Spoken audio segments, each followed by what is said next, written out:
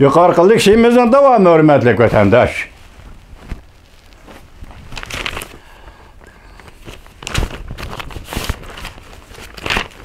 Nima dedik? Mana chislag'i bugun 2022-yil 9-oyning 9-kuni.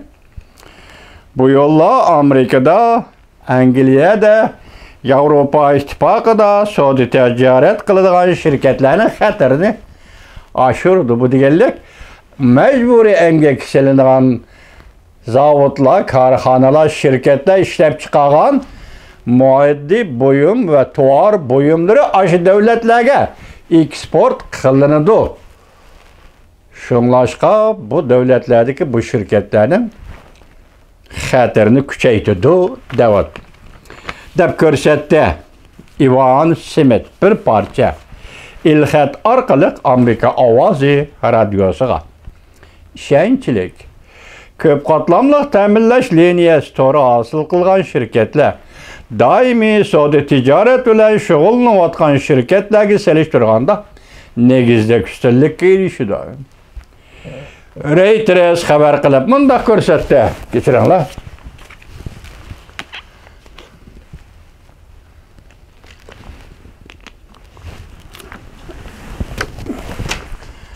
Reuters xabar qilib bunday ko'rsatdi.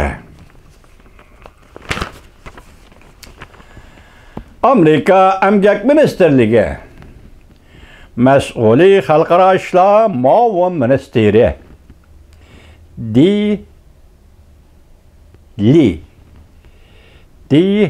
7-oyda axborot sohasiga bunday ko'rsatdi. Yevropa davlatlari va Kanada dal hozir yuqorqi qonunga o'xshash o'lcham tuzib, Uyg'urlarni majburiy emgak solishdan saqlanish qonuniga o'xshash o'lcham tuzib, Jungodan kelgan majburiy emgak bilan ishlangan mahsulotlarning chegaradan kirishini cheklashga tayyorlik qildi. Amerika Qo'shma Shtatlari va ba'zi g'arb davlatlari Jungo doiralarini irq yo'qotish jinoyat sodir qildi, insoniyatga qarshi turish jinoyat sodir qildi deb aybladi va jumladan Uyg'urlar va boshqa millatlarga jazo lageri qurib nazarband qilib, majburiy emgak solib, oila birligini bir-biridan ayirib tashladi, chovib tashladi deb aybladi. Jismoniy va tan jazosi badi deb aybladi.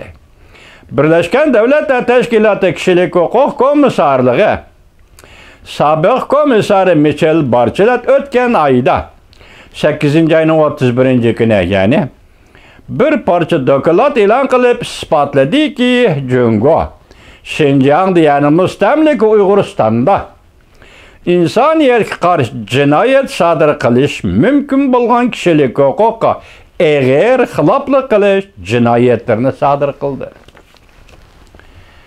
Fox televiziyasi xabarlari bunday ko'rsatdi.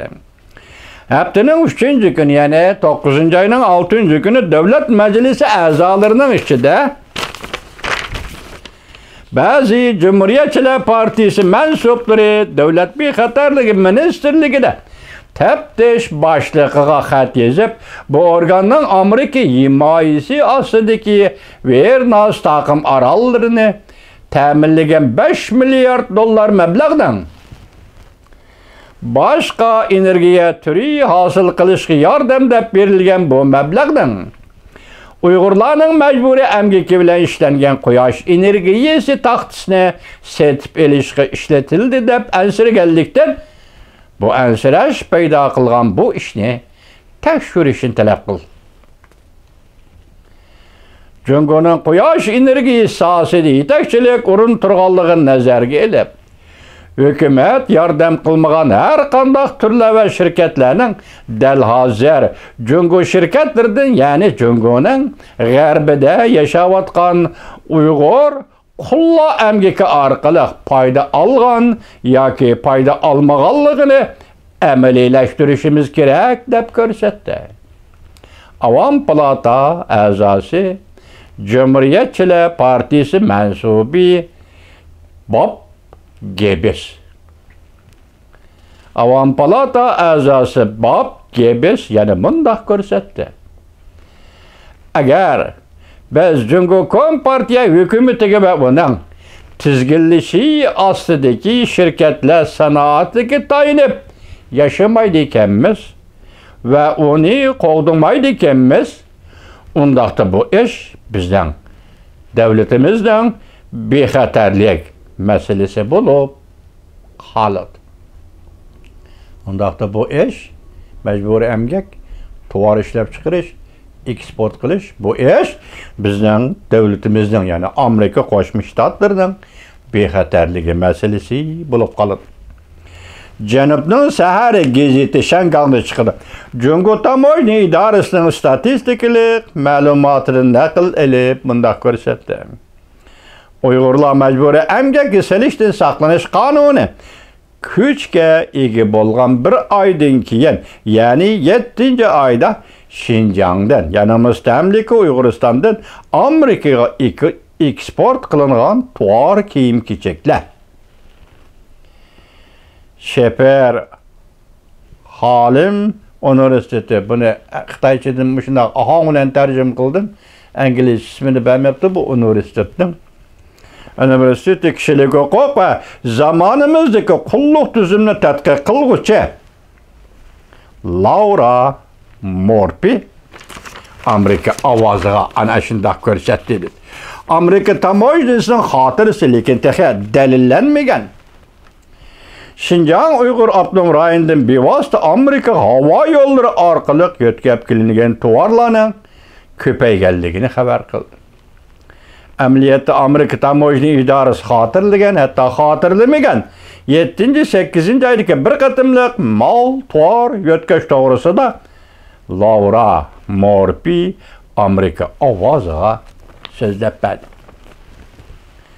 Lekin eksport tovarları yerli Şinjan'dan, yani mustamlika Uyg'uristondan Kanadaga ve Meksika chegara shaharlariga yetkazildi.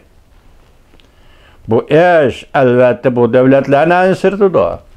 Bu mal yetkazish Shimoliy Amerika quruqlik yo'llari orqali mal yetkazish deb ataladi. Wilson markazi tadqiqotchisi Alan Bersin mundaq ko'rsatdi. Yeni qonun ve nazorat boshqurishning yo'lga qo'yilishiga ergishib, shakllanish va ijro qilish jarayonida mundaq axlat chavolarning o'tirg'i chiqishidan ajablanishga bo'lmaydi. Masalan, Meksikaga yetkazib olamdi, mallarni Şinjandan Xitoylar yana boshqa yoqqa yetkazib olamdi, eksport qilib olamdi. Buni biz axlat desak, endi qonun ijro qilingichi bo'lgan jarayonda bundaq axlatlarni saqlanib bo'lmaydi, saqlanib qo'yib bo'lmaydi deydi. Hazır Amerika'da qonun yo'lga qo'yildi, lekin yuqoridagi axlatlardan, parcha-parcha ishlardan saqlanib qololmaymiz deydi. Qonun ijro qilingan hamon muhit sharoit o'zgaradi. Qoidalashish prinsip bo'lib qoladi. Bundan boshqacha bo'lmaydi dedi Ivan Smith Amerika ovozi radiosiga, ya'ni Altana Atlas şirketining mas'uli Ivan Smith Amerika ovozi shunday ko'rsatdi.